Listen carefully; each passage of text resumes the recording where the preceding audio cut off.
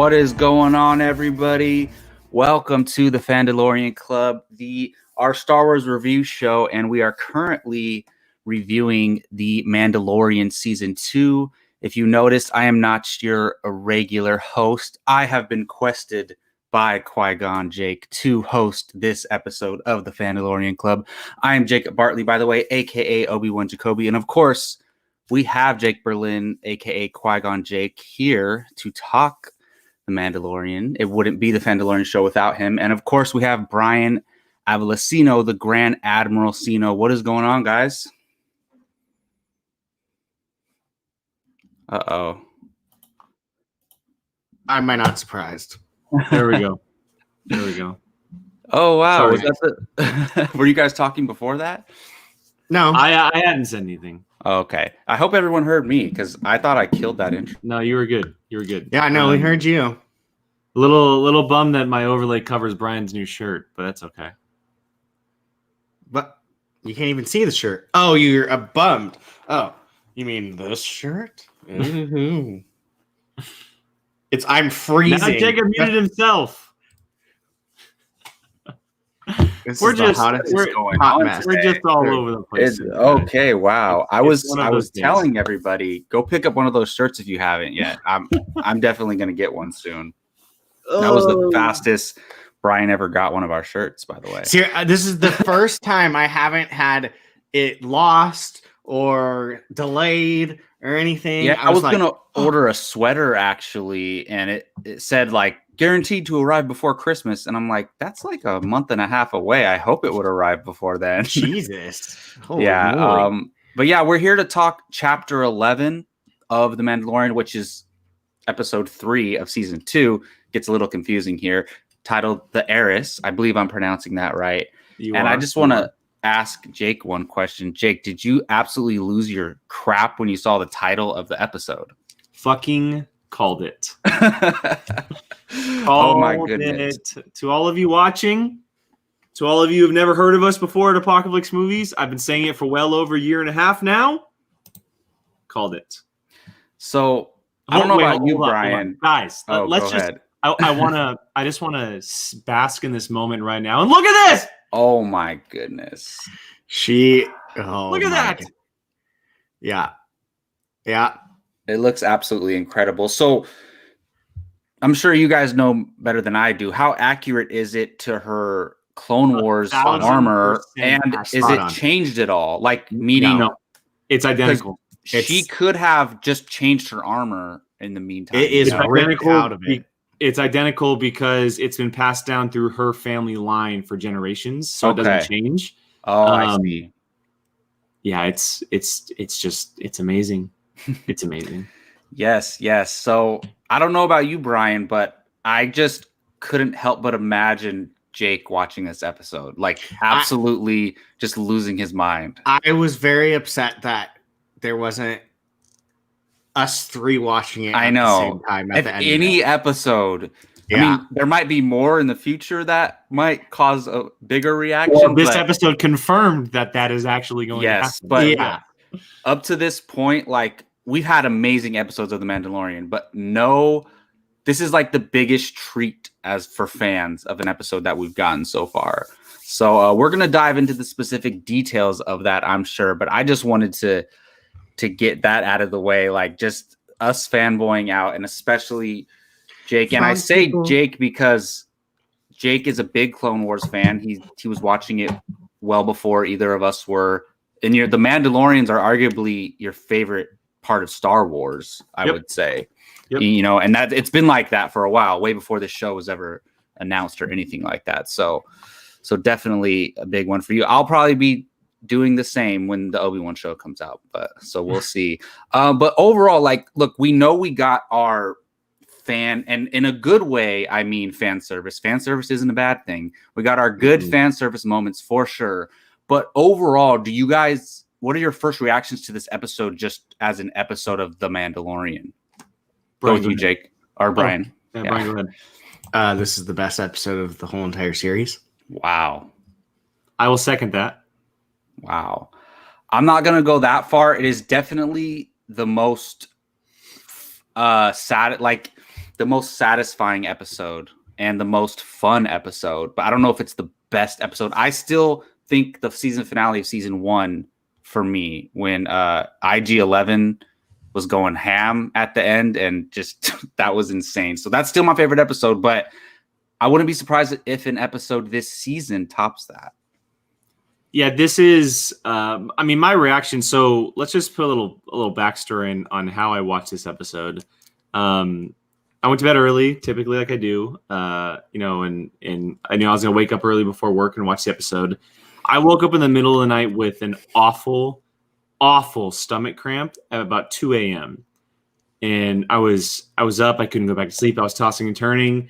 And so I was like, F it. 2:30 in the morning, popped on The Mandalorian. Oh, wow. I watched it twice in a row, gentlemen. I'm not surprised. At 2:30 in the morning, I watched it twice in a row. Went back to sleep for about 45 minutes or something. Went to work.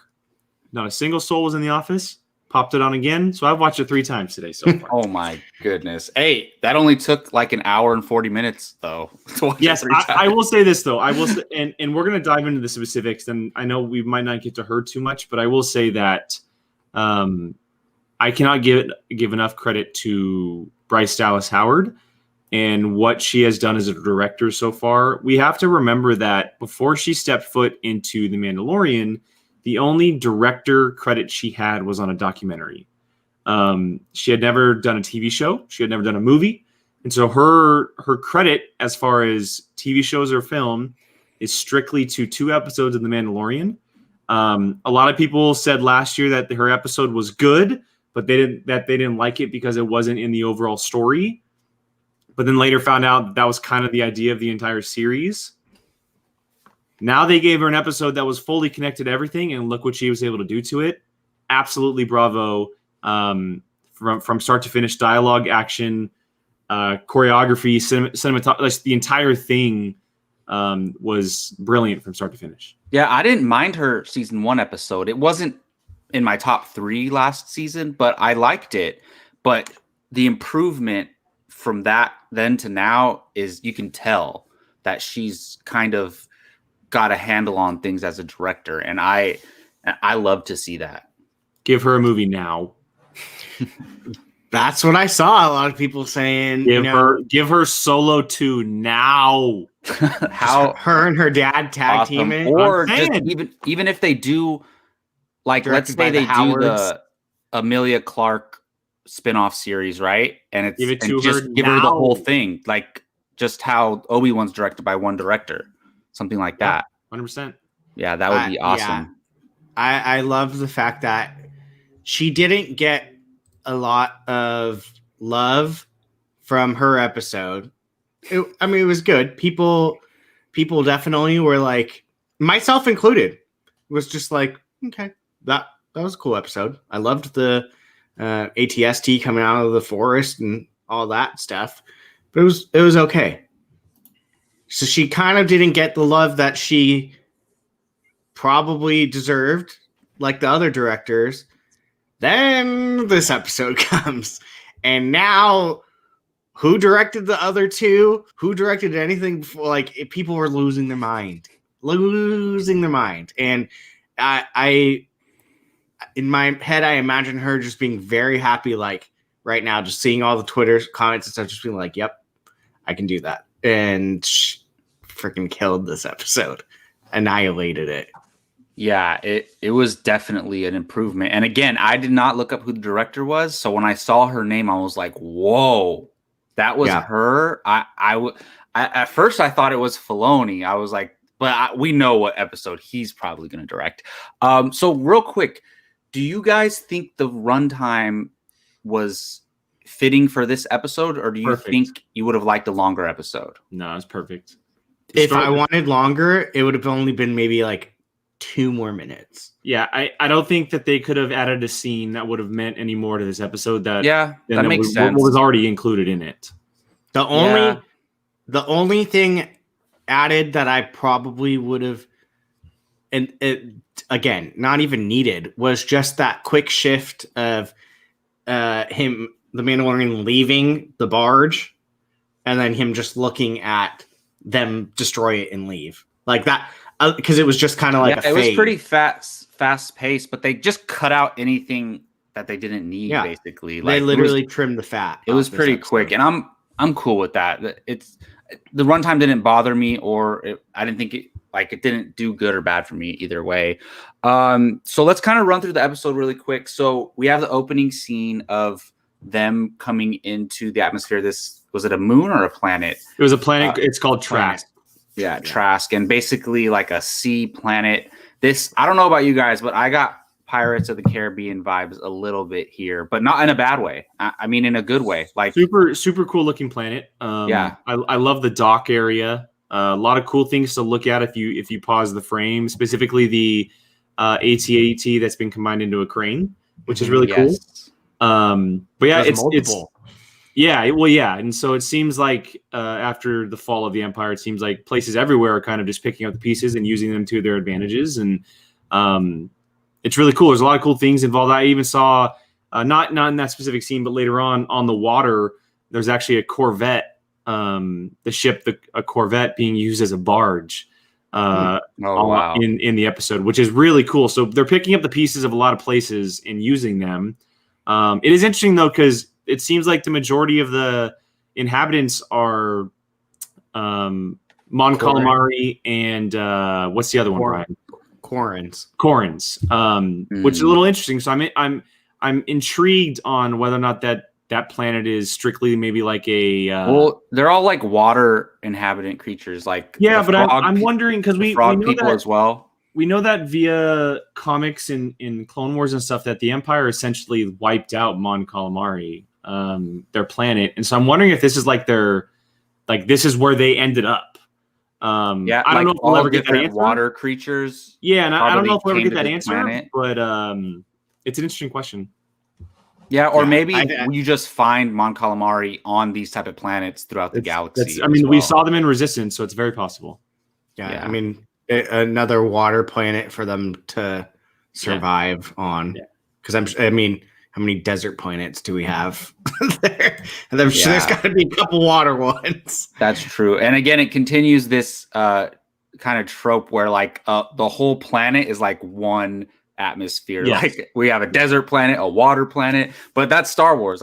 I love it. A snow planet. This is one of my favorite openings though, of when they're trying to land the ship and they're like, well, hold on, Mando, or Razor Crest, you're going too fast, and they stops. It looks like they're good, and they just fall to the side, and it cuts to the end of the. Well, so here's a cool I loved it. While we're on the topic of the Razor Crest toppling into the water, if you listen, the engine that blows out for it to make it topple is actually the same exact sound of Anakin's pod racer's engine popping out in episode. Really? Yeah. So they reused the sound for the engine. Nice little Easter egg. There was a couple. I was gonna say there's a couple of sounds that I caught, and I was like, well, Bo-Katan's helmet. Yep. With Vader's helmet. Yep. That was the one I was referring to. Yeah, so I absolutely loved that opening. I thought it was hilarious. I know we're trying to go in chronological order, but guys, let's just fucking talk about it. Like, come on. No, we have to go in order. There's a lot in between, though.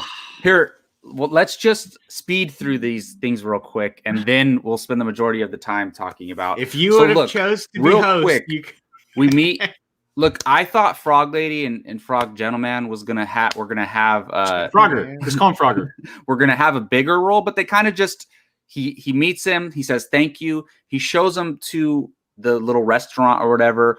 But I will say, is it kind of shady that he sent him there, like to get basically like take? I mean, Frogman didn't know that was gonna happen, but he told the Mon Cala, who then told. Yeah, so he sent them to the bartender essentially. Yeah, it was so the bartender. Bartender always knows everything, right? Yes. So what we could be saying is maybe the bartender set him up. Yeah. I think it was more the Quarren. Yes, probably. You can't blame Frogger. You can't blame him, but it's funny because that was an emotional come together, man. The wife and the husband. Yeah, that was cute. Yeah, and then I love how he was thanking him and everything. So that was cool. So basically, we get to this boat scene, right? Yep. And we're leading up to it. And this is where the docks, and then this scene. You forgot the squid that attacked Yeah, Baby that Yoda was in the face. terrifying. And he says, "Don't play with your food." I know Yeah. that was And then hilarious. he just stabs it with the knife and it just falls in. That was hilarious. I did, and that was terrifying to me because sea creatures scare the hell out of me. So this episode was a little frightening. Oh, for good me. to know. But yeah, the ocean terrifies me, man. But yeah, so we get to the ship. I also got pirate vibes from here. And did you guys suspect any trickery going on here, or I did didn't it surprise suspect it you? until he called him over to the pit. Yeah, he was like, "Oh, come, let the child watch a little bit." The second that happened, I was like, "Oh, okay, what's gonna happen?" And then the first thing that popped on my mind is, "Please, something don't come up and grab the child." And lo and behold, It was grabbed, but he worse. gets And pushed. that's the thing. I think the Mando let his guard down in this 100%. scene a little 100%. bit too much, man. He's Yeah. concerned about other things. I think I was going to save this to the end, but I am starting to feel a running theme that Mando cannot defend this child as well as. We'll talk about that a little bit later on too. Yeah, exactly. So I'm catching more and more and more and more. I'm like, he's not doing, like, he's doing as best he can, but it's not doing so hot. But yes, when the Corrin smacked Baby Yoda into the thing, I literally went, oh, like, yeah. Can you imagine? It happened so fast. We know the child's not going to die or anything like that, but other people watching were probably like, "Oh my goodness!" just freaking out watching this. Yeah. I can imagine. I mean, you still don't know what's going to happen. I mean, the thing swallowed him whole. No, Yeah. I know.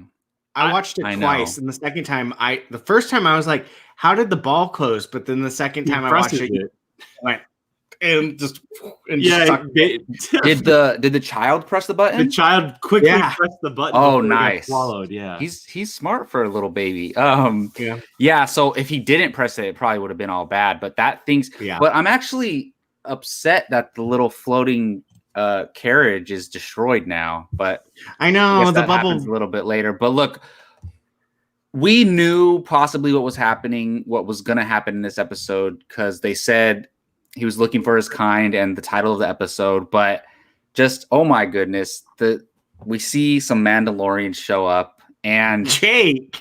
this is like, oh my goodness, it looks so damn good. Like when they showed up, they looked amazing, and those images just look absolutely incredible. And we used our imagination when we always imagined, okay, what are these Mandalorians from Clone Wars going to look like in live action? And it couldn't look any better. Like it looks absolutely incredible. Yeah. And Jake, why don't you just share your experience in this scene when this first happened, your first viewing? So, and I do want to touch on this real quick because Gary just asked us a question. Gary, we'll say this for the end after we're kind of running through the episode, so stay tuned. We go chronological. Yeah, unfortunately for this episode. Why? We're at your people. Being that it was 2:30 in the morning, I couldn't yell out, like scream, like I wanted to. So I had a pillow over my face with my eyes still looking, and I was like incredibly, like fiercely biting down the pillow. Just like, oh my God, like this is actually happening. Like, are you like the second she showed up? Because you can clear as day see her helmet. Like it's clear as day through the grate. So the second she pops up, I lost my shit. I lost my shit. I was ecstatic. And then also seeing, and I had talked to someone about this earlier, but the way that they had Katie Sackhoff and Sasha Banks and the gentleman fight is exactly how the Night Owls fight in the Clone Wars. That is their style of choreography. It's what makes them so different from the Death Watch. Their fighting styles are very, very different. They're much more of an acrobatic type of fighters, and they were doing that inside this episode. Using the grappling hooks and doing some twists and turns and flips and like that type of stuff. That's who they are. But the second I saw it, I was like, and then when. But when she took her helmet off, like, look how good she looks. Yes, like, amazing. It's so on point from the headband to the hair to the way that she looks in general. Obviously, it's ripped out of the show. Yeah, Or and the look at the uniform. I mean, the uniform is just brilliant. Her helmet is beaten and battered.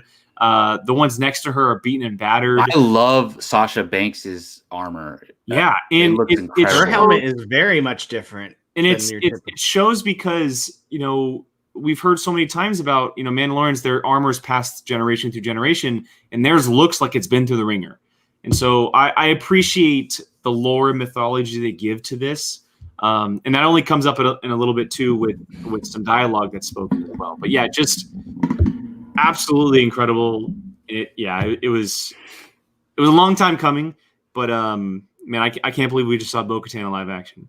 Yeah, I was so excited. I actually watched it probably around the same time you did, Jake, because I was up doing homework late and I watched it sometime after 2 a.m. So because I didn't want to wait till the morning. There's no way I could have waited till the morning. I stepped in front of all the spoilers, which was all I'm gonna say is, Yeah. and you know what? I almost texted you, Jake, and I was like, nope, I'm not even gonna say anything. So did I. I didn't know if you watched it yet, so I was like, I'm not even gonna hint towards anything. Like, I'm just no. But I don't know who watched it first, but I did. I watched it. I stayed up till midnight. Had chills from that moment on. I just had chills for the whole rest of the episode. Like, I was just so much happiness flowing through my body.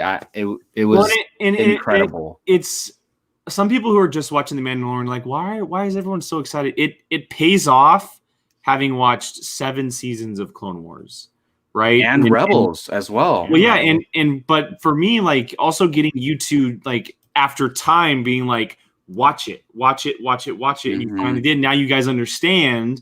And so it being fans of this show and the Clone Wars and Rebels, it pays off such huge benefits because someone like Bo-Katan, who played a massive part in the Clone Wars, is now officially in the realm of live action. And she also name dropped the most popular animated character in Star Wars ever to exist. Would you stop jumping? I'm not getting there. I'm just saying, like, that being a fan of these shows is paying off because they're picking and pulling from the right places and connecting not just like the movies, they're connecting everything. Like, it is everything in Star Wars that we've seen on screen that's being connected. And so for those of you who may just be watching The Mandalorian and may not know like what the hype is about, that's what we're feeling. It's years of watching films and episodes of television, maybe even reading comics and books. And so, 20 years ago, that stuff didn't matter because it was all its own stories. But now it's all connected. And we're able to say, like, oh my God, that's from Lost Stars. Or, oh my God, that was in this comic book series. Or, oh my God, she popped up in a Clone Wars. And how many times over the years on the Padawan podcast or just on our regular shows have we talked about what if this character came to live action? What if this character came into live action? And we're finally getting that. I mean, we got it with Saw Gerrera. She's the first of many. We got it with Saw Gerrera to a limited extent, but it was like a very different Saw Gerrera. This is like the same Bo-Katan that we know from the show. And not every voice actor can actually come in and play their character that they voice. There's nobody better can. Like, she's a proven actress already, so it works totally, and I love it. Brian, I know Jake is our resident Mandalorian fanboy, but how are you experiencing this moment? When I saw through the grate her mask, I instantly out loud started going, holy it's like multiple times over, going, oh my God, it's happening. Oh my God. Yeah, basically that. Well, I caught the mask when when they were fighting. Well, I know that's the only image I have. I know that this is how I want my dreams to start from now on. Yeah. Well, did you notice pull you out of your sleep? Did you notice that that's literally taken from when he was saved as? Oh out of the thing. Yeah. Like that. It was like literally mirrored. And just wait. So his armor, he can't breathe underwater with his armor. I'm guessing they were trying to drown him, but trying to fill his helmet. Were they able to though? We don't know officially. It's We're not possible sure. that, like, From what we know in Clone Wars, they put on when they were underwater, they had essentially underwater helmets on. So, but who knows? Maybe. Maybe their helmets they can. yeah, yeah. I mean, who knows? With the time, remember, Clone Wars was 30 plus years ago, so Yeah. things could have easily changed. Yeah, I mean when he takes his off, his doesn't make that suction noise that Katie Sackhoff. That's a Yeah, good his point. is just a helmet. Yeah. Okay, so theirs are probably different. Yeah. Well, But- and that leads to what the dialogue was saying about how they come from different places. Oh, and we've talked very about well that. be Yeah. something that comes from that. But I just love how we've seen the Mandalorian, or Din do a lot of cool stuff that he's very capable of, but he wasn't able to save the child in this moment. Like, if they don't show up, he's done probably. And so to this, I love how Sasha Banks dives in and gets the child out. Awesome. So I had when I was watching Sasha Banks, and this came Just don't let me I know. I'm finish. sorry. No. God. You're not going to bring this up. I promise. You're not going to bring this up. I didn't even get to finish my first one. I know. Sorry, but I'm just going to say this because I have it on the top. It's just sitting there. We know that Gina Carano has gone through some things with words that she has said, and a lot of people are asking for Cara Dune to be recasted. I was watching Sasha Banks, and I couldn't help myself but think, man, I would have loved to have seen her as Cara Dune. I thought the same thing. And it's hard to it's just a sucky thing to say because Gina Carano was really good in the first season, but then she bit herself in the ass with some comments that she had made that weren't right. I just hope that Sasha Banks is a character we see again because I really did like her character. I really, really did like her character. Yeah, I mean, I think we're gonna see all three of them again for sure. But the thing is, they already, Mandalorian season 2 is already shot and already done. So I'm sure they're still gonna put out all their episodes as planned. Yes. Yeah, but Brian, how did this moment affect you? You too. It's impossible. But You can't. Yeah. No, I'm just kidding. I would have just kept talking. It was wild. I was so excited, and it's funny to what Gary just said about the Clone Wars and Rebels. It's funny, Jake, because one of the things that I kept thinking through my head is about.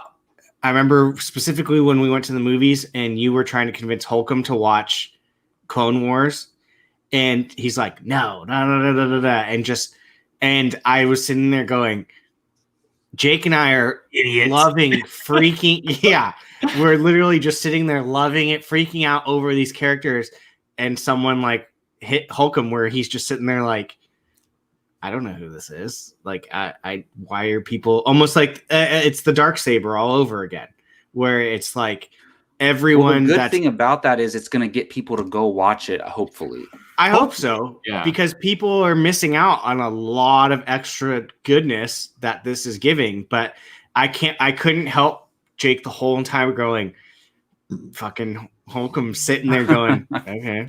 And Jake's told him to watch it. But Sasha Banks was awesome. I loved that little her watching was a fake out.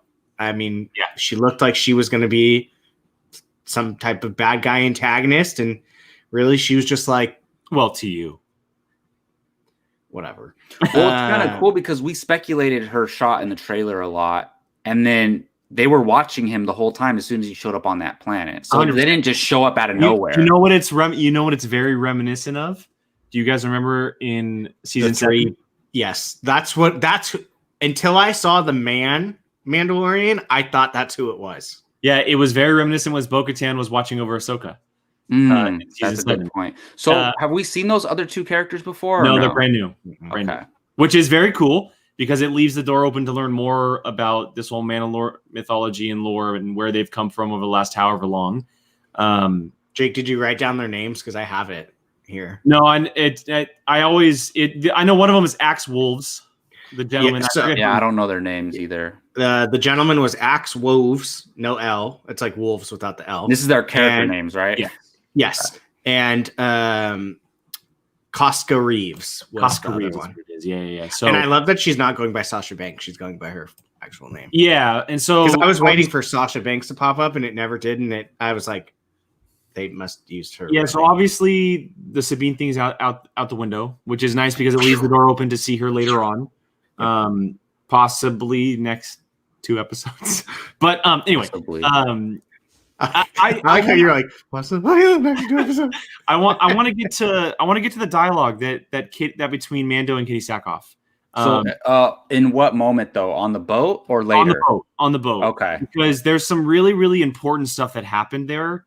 Very important. We learn not just of Katie Sackhoff and the Night Owls and kind of what's been happening there, but we get a full-on backstory of basically what Din is. He's not finally get the helmet breakdown. Yeah, they filled a plot hole that was perfectly done. But Din's not just a foundling; he's a foundling of Death Watch, and Death Watch. What we know is that they're clearly not good. They're, as she says, I forget the wording that she used. Well, she said they segregated them. Extremist. They separated themselves from the other Mandalorians. Yeah, they were zygotes they're zealots. Zealots, that's what it was. Zealots. So it's like in Doctor Strange, they call them zealots. Yeah. So super important stuff there that we clearly know from watching Clone Wars that Death Watch are these extremists, like we said, and that Din doesn't know that. He doesn't know the history of them because, and this opened up a whole new thing for me, because God, I wish I watched this episode with you. What the armorer has told him. It's what the armorer has told him, and what that clan of Mandos have told him, and what they've kind of raised him as. He's a child of the Watch, and this leads me to believe that sometime down the road, the armorer is actually going to be the big bad of the series. Of the series or of a season? I think of the series because I'm sticking with my theory I've had. I think Rook Cast is the armorer. I think that this character. I love that you made an image for yourself. I sure did. For your theory. I sure did. I think Rook Cast, who survived the Purge of Mandalore, or the Battle of Mandalore, she's seen alongside Gar Saxon here, an agent of Darth Maul and his Mandalorians. I believe that she is the armorer and that she is essentially bringing back Death Watch without the Death Watch title, because we know that Din was rescued by Death Watch. And it's all kind of starting to connect here very slowly with these pieces and stories are being told from different people. And then, like Brian mentioned, we get the helmet thing where it's only that section of Mandalorians, the children of the Watch, who don't take their helmets off. As they say, he's one of them. And that plot hole is officially wiped out forever. Yep. Like, it's done for. Yeah, and as soon as they took their helmets off, he said, "Where did you get that armor?" Exactly. Like, and he didn't even ask any other questions. He just said he assumed they stole the armor. Religious zealots. Thank you, Gary. Thank you. Yeah. That was an interesting scene for sure. That was a very, very important scene too. And honestly, it might have been my favorite moment of the entire episode. Yeah, I mean, it told us a lot. Mythology and lore, and hearing it from someone like Bo-Katan to Mando was a big deal. Yeah, I mean, she told her story too. The armor's been in my family for 3 generations, and he's arguing with her. You're not a Mandalorian. I love the fact that he doesn't know who Bo-Katan is, and he tells her, "You're not a Mandalorian." She's the most Mandalorian out of everybody. Yeah, I know. Like, she is the Mandalorian. Like, she held the Darksaber. Like, come on. Yeah, she's like, at this point, the Mandalorian, and he has no idea. He's just, child. She's literally like the ruler of his people. Is it fair to say this is not the way? I mean, she started saying it to him. It almost kind of like it almost, when she started saying it to him, it was kind of almost like a comfort thing. I felt like she was saying to him just to like. Well, the first time she said it, it was kind of like it was a sarcastic ask. Yeah, exactly. 100%. It was like her like talking shit to him, basically. She's so good at that. Yeah. She was fantastic. Okay, so look, I will say in the first season we have the Mandalorians show up and save him. This episode, they show up and save him. And then in this episode, they show up and save him again. Did you guys? Yeah. So look, we cut from... They saved him twice in one episode. I know. They save him on the boat scene, and then they blow up the boat. Then he's walking through the alley, and then they show up and save him again. And then they're like, hey, can we buy you a cup of coffee or something? But I thought that was just funny how they did that again. But let's talk about this scene in the restaurant or the cafe, restaurant, whatever you want to call it, where they're all sitting down, because I think this is important. They called it an inn. Whatever you want to call it. The restaurant in the inn, the bar at the end, whatever you want to call it. I look at it as a Western, so it's a tavern. There we go. Okay. There we go. Speaking of Western, can we talk about, just for a half second, how hillbilly country that's the thing to me. I did want to talk about that. Why are they all speaking basic? All the aliens. I think it's just for our. Yeah, I guess it makes it easier. Yeah. I mean, because then you have to explain how Din understands. But also, we know in seeing all of those species in Clone Wars and stuff like Resistance, they speak. Yeah, they all speak basic. They do speak basic. And I mean, it's literally called basic, so it's probably the easiest language to learn. And also, we have to keep in mind that they're dock workers, so they're like a pit stop for a lot of people. That makes sense. So their communication has to be on par for essentially everybody. I just thought it was funny. Every time we heard a Quarren, it was like this hillbilly, like, love it, southern accent. Like I was just like. Especially the one that he first like meets. Gunslingers. The best. Love it. Yeah. So okay, go back to your inn. Sorry. Well, not only was it creepy seeing Sasha Banks eat one of those tentacle creatures, I was like, it even had a crunch. I was like, is she just human or is she kind of an alien creature herself? But a little bit, yeah. But so this scene was important to me because I want to bring something up. We keep talking about that Din is taking the child to his race. He's taking them to the Jedi. That's what he was quested with, to deliver him to the Jedi, not to deliver him to the Yoda species. And it's funny that the whole entire we do it, the other people in the fan base keep saying how is he gonna find his species? But no, all Din has to do is give him to the Jedi. And maybe that leads to him going to his species. But he kind of makes this clear is that he's just looking for the Jedi. So literally, his line was, I've been quested with returning this child to the Jedi. Yeah. And I'll bring this up now because it kind of ties in. And I'll go over quick because I know that we don't want to go too long on this because we have other stuff to talk about. But I am starting to slightly believe that the final few episodes of this season might not have Baby Yoda in it, and that he actually might actually hand the child off to Ahsoka, because here's my reasoning for it. He still has to fight Moff Gideon, right? And now that Bo-Katan has officially showed up, it's all but confirmed that she's going to be included in that battle with him, and that it's going to be him. Well, it's more her mission than his. Exactly, and they're all going to be included with Grief Karga, with Cara Dune, possibly Cobb Vanth. I think they're all going to be included. It's going to be like an Avengers Endgame type fucking ending. It's going to be wild. Anyway, Jake, I don't think your body can physically handle all of these amazing characters. I will not be able to see Bo-Katan, Mando, and Boba Fett's armor on screen at once. I'm going to lose it. Anyway. I'm starting to kind of think that he's actually going to hand the child off to Ahsoka,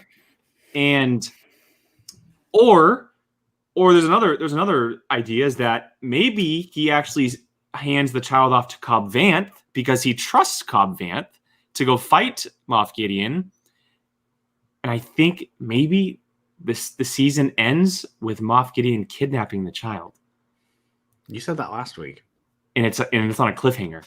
I mean, he still wants the child. Like, but that was his goal. Like, I think there might be like a 4-episode gap where we don't actually see the child, like, at all.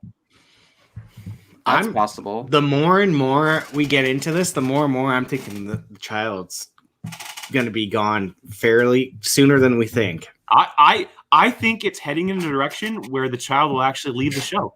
I really do. I was the complete opposite last week. This week, now I'm like, because the show has become more about Din finding out what it means to be a Mandalorian, and this episode is like an exclamation point in all of that, because he now has been told something that contradicts what he's been told his entire life. Yeah, his entire life. And if he is going to be a true Mandalorian, being a true Mandalorian is the path of Bo-Katan. And that means getting rid of the child to be able to go do that. And maybe he is the future leader of Mandalore. I don't know.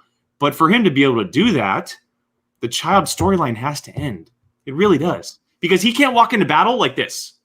Yeah, every time. There's no way. And he can't always have someone that he trusts to hand the child off to. Like, he's going to need to get rid of the child at some point. Yeah. Well, we talked about this, and I said I thought it was going to be at the end of the season where he hands the child off to Ahsoka, and then and now the child is with Ahsoka, or maybe Ahsoka goes to find his species or whatever. But it could be next episode. Like, it's very possible. That's what it leading into, basically. Like, what I don't think they would stop that momentum and do something else and then go to Ahsoka later. I think next episode's going to be like episode 2, an on your way episode, 5 being the. So I think it's going to be the Cara Dune Moff Gideon breakout episode on Navarro. And then I think the episode might. I don't know if we'll see Mando next episode. I think it might be a Grief Karga Cara Dune heavy episode, and then the end is Mando meeting Ahsoka, and it's her turning around. The episode ends, and then episode 5, boom. Oh, possible. I will say possible. The thing that, I mean, we've completely abandoned our going through the episode. This is a great conversation, though. I got to be honest. This is a fun conversation. I will to play devil's advocate. The thing that really kind of left me like bummed at the end of this was knowing the fact that like Katie Sackhoff got to play this character, got to play her character, came out badass, and we loved it. The thing that I left, and this could just be me, but I was just like, God, like, I'm so bummed like Ashley Eckstein doesn't get to be Ahsoka. Like, can you imagine, like, that character is her, just like Katie Sackhoff is Bo-Katan. And now, like, when we see her, it's not going to be the same voice, Ashley Eckstein, Ahsoka, that we're used to. I mean, she may freaking nail it, and I might be eating my own words, but for now, I'm just like, dang, like, I can imagine Katie Sackhoff like being like, I get to bring this character to life, and then just that bummer that we don't get that. Well, and to play devil advocate to that, we don't know if maybe Ashley Eckstein denied playing the live action role. That is true. We don't know because she is 99.9 voice actress.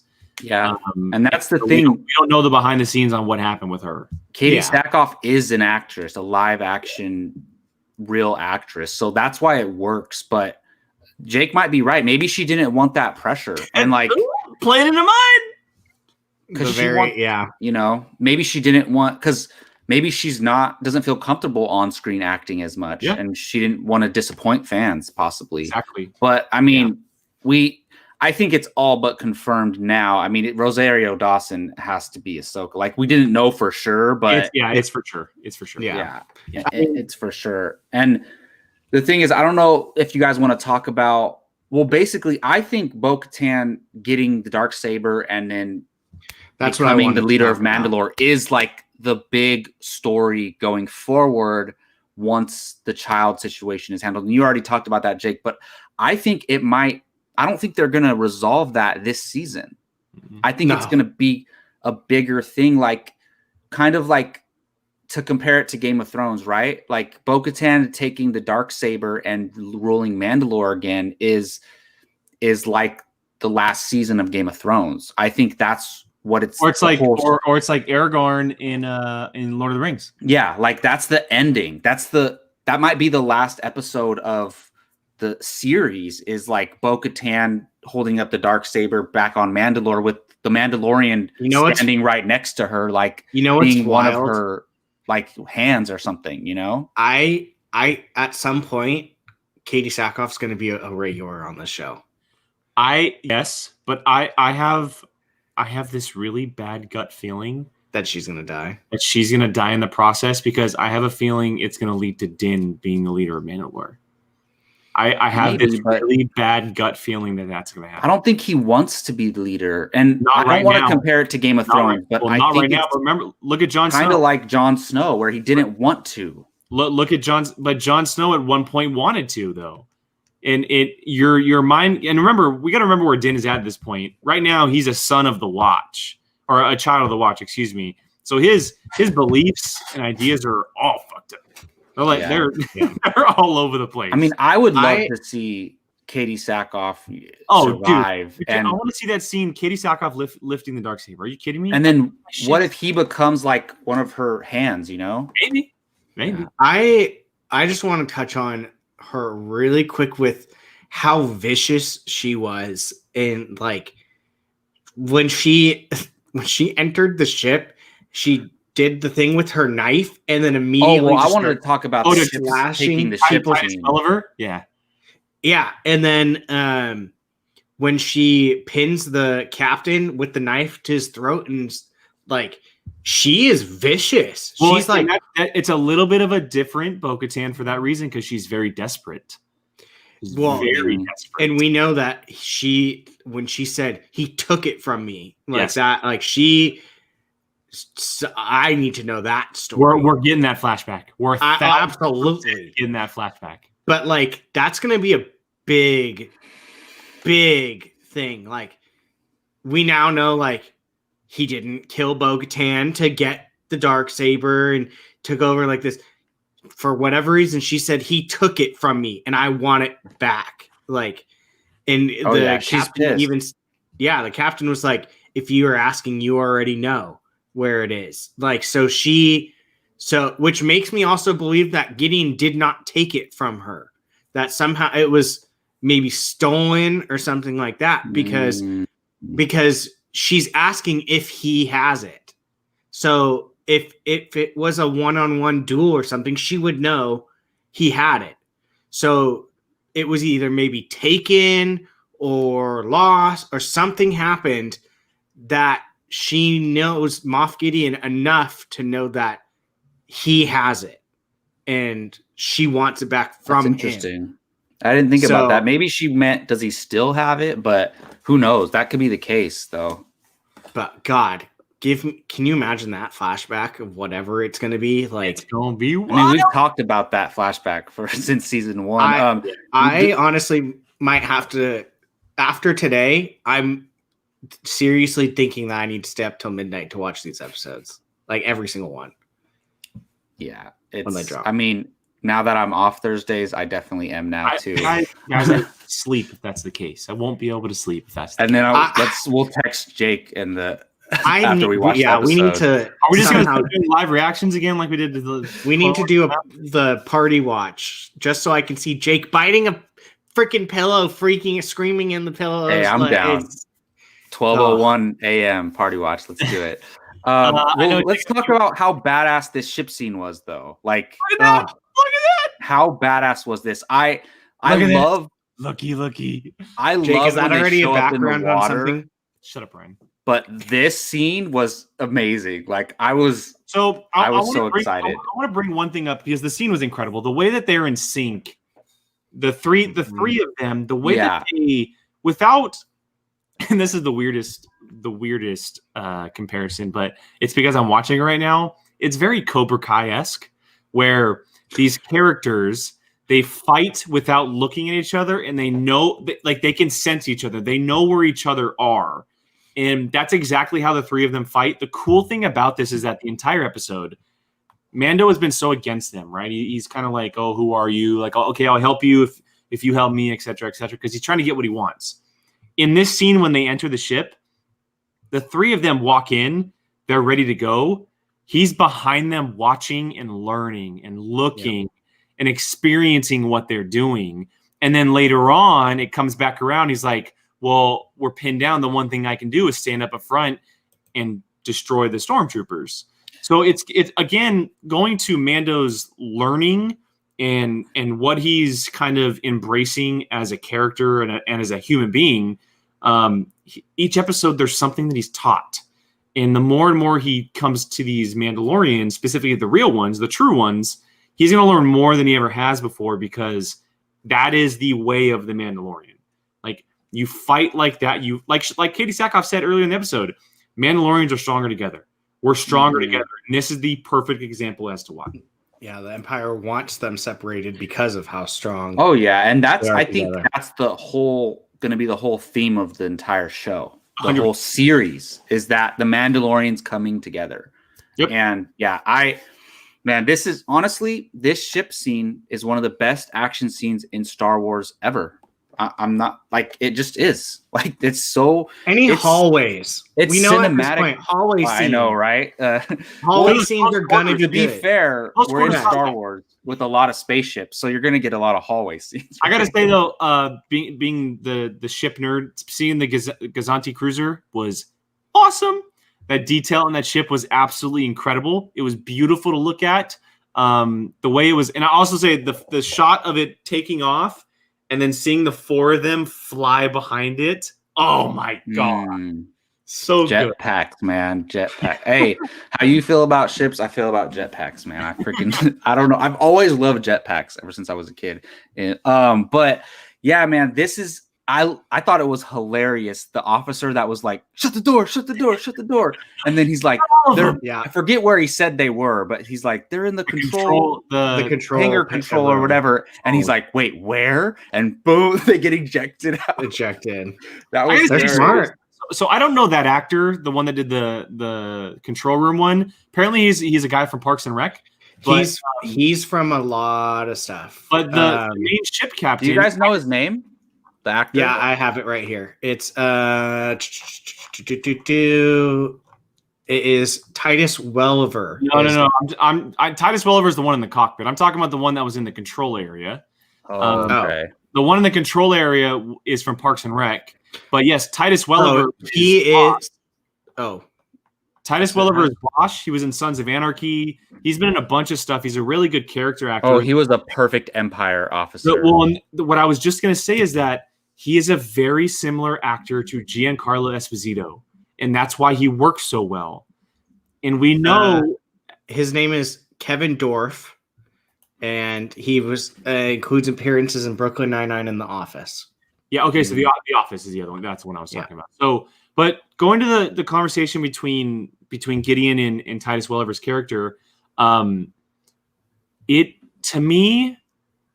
it really is starting to feel more and more like Gideon essentially did whatever he could to spin off from the Empire and make his own band of Imperials. Really? Even after he's saying "Long live the Empire"? Yep, because I think he's trying to make his own empire. The Empire's gone now, so I'm saying that I think he might have spun off before the Empire was ever gone, and he may have his own cell of Imperials because they act very different from the Imperials that we know. The way that they talk and the way they act, whenever the Empire ended, he created his own little style. They kind of feel like culty in a way. Like I don't know how to explain it. Like 100%. They have their own look, if our ship's going to be taken, take it down. Yep.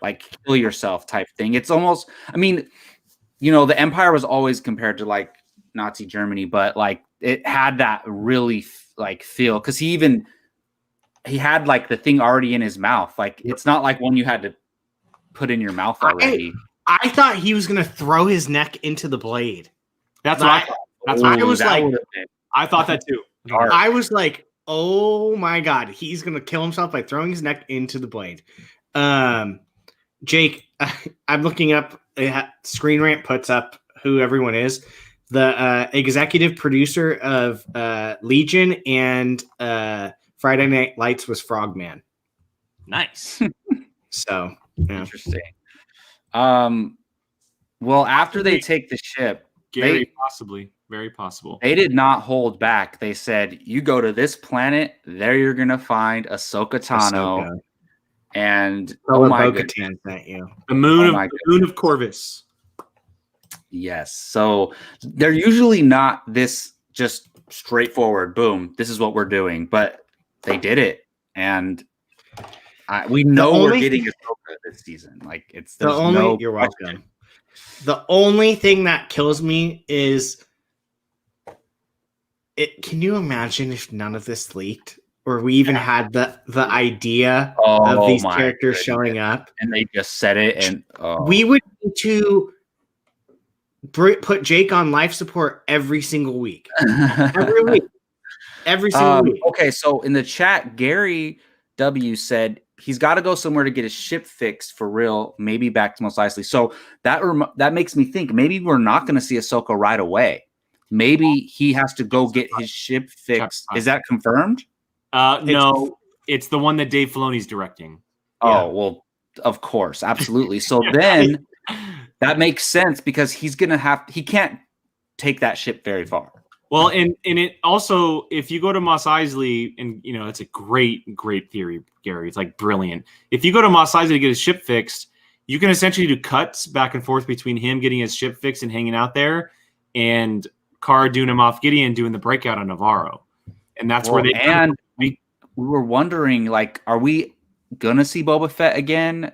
I mean, he'd have to go back to Tatooine in order to do so. So I had another interesting idea is that let's say he does leave the child on Tatooine, right? Maybe he leaves him with Amy Sedaris' character. That's possible too. That's perfect. Yeah. Or if it's Cobb Vanth, like I can see him leaving Cobb Vanth. What if the season ends with Boba Fett kidnapping the child? Could. Maybe. Instead of Gideon. The Gideon story ends this season. The final shot or the final moments of this I mean, Boba Fett is a bounty hunter still, no matter what, right? Like there's our way of seeing him leading into next season. I mean, or what if what if he leaves the child with Amy Sedaris and then Cobb Vanth goes with him? I would love that. And then he gives him the armor back. Cobb Vanth is 100% getting that armor back. He's going to become a Clan Mudhorn. I said it here after the first episode. I said it. Yeah, you did. He's 100% becoming. Any other theories going forward before we wrap this up? Any other theories, predictions going forward, Brian? You will see. I'm putting a wild. I mean, I like how he says Brian and Jake. Oh, you did say Brian? Okay, never mind. No, Jake, go ahead. No, you're good. Go ahead. I didn't hear. Everybody was all ready to hear what you were going to say, including myself. So go ahead. So no, I have no theories. I'm just going to go along for the ride. I threw out my big three of the armor. I don't know if we'll see here this season or not. It's not really a theory. Last week I said that we're going to see Bo-Katan this week. This week, I'm going to say in episode 5, or whenever we see Ahsoka, I think that Sabine Wren will be standing next to her. That makes sense.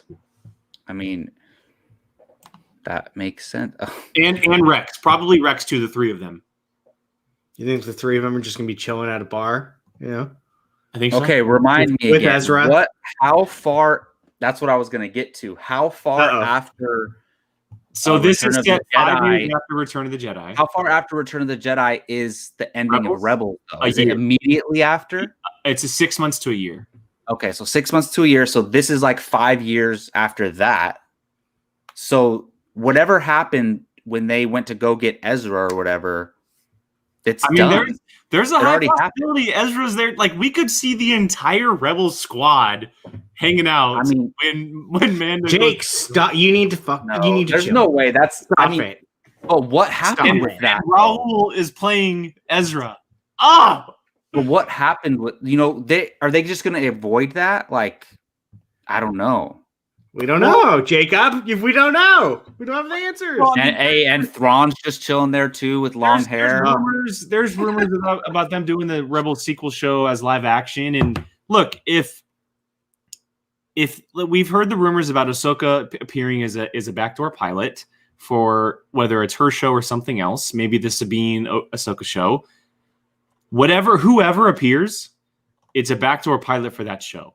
So if in a wild world, if we do in fact get an appearance from Ezra, it's the show will more than likely be a pilot to them going to find Thrawn and Ezra and then continuing life after that. If that's true, is it Sabine, Ahsoka, and the child going to find Ezra? Maybe the child transfers to their show. I mean, who knows? Because look, if we get rid of the child on the Mandalorian, another way to keep him alive is that he can easily go to that show, and he might work out better on that show. And Ahsoka can train him. And Ezra, dude, the three of them. Y'all need to relax. All right, but Yeah, okay, it's two. that's just crazy prediction. Live action Zeb would be dope. Yeah, that would. Agent Callus, that'd be dope. But the thing is, like, you We say are we're so crazy, far Brian, off but of look, this we just got Bo-Katan. Like, so I know. We don't need to think relax. it's crazy. I mean, if it's just Ahsoka, that's more than enough. That is more than enough. Well, any last thoughts, guys, on this episode? I mean, we could go on for hours. End it before this goes for another hour and we talk about theories. No, this was great. This was probably the most fun we've ever had talking The Mandalorian, just because we got such a treat this week. It was so incredible. Is that your phone background right now? No. I need to go watch this episode again. I need to catch up to Jake and watch it 2 more times at least. Well, sadly, that's going to do it for this episode of the Fandalorian Club. We want to thank everybody for watching. We want to hear your theories, your thoughts. Are we getting? Oh, obviously, we're probably getting Ahsoka in episode 5. But what do you think? I mean, there's not that many episodes in this season, so they have to. There's only so much they can do. So we'll see what ends up happening. Again, I am Jacob Bartley. That is Jake Berlin and Brian Avalosino, Obi-Wan Jacoby, Qui-Gon Jake, and Grand Admiral Sino. Thank you all for watching the Fandalorian Club.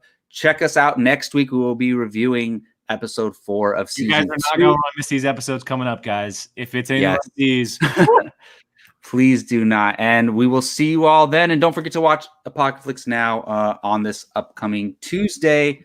Until then, may the Force be with you.